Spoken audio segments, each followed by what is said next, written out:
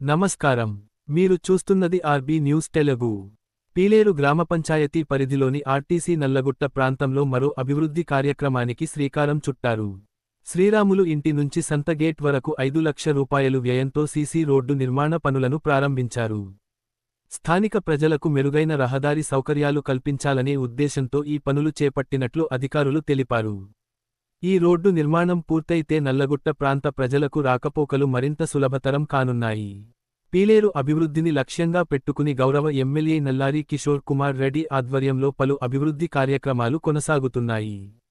గ్రామంలో మౌలిక వసతుల కల్పనకు ప్రాధాన్యత ఇస్తూ రోడ్లు, డ్రైనేజీలు మరియు ఇతర ప్రజా అవసరాల పనులు చేపడుతున్నారు. స్థానికులు ఈ అభివృద్ధి కార్యక్రమాన్ని స్వాగతిస్తూ, రోడ్డు నిర్మాణం త్వరగా పూర్తి చేయాలని కోరుతున్నారు. ఇలాంటి తాజా స్థానిక వార్తల కోసం RB9 న్యూస్ తెలుగును సబ్స్క్రైబ్ చేయండి. వీడియో నచ్చితే లైక్ చేయండి, షేర్ చేయండి. ధన్యవాదాలు.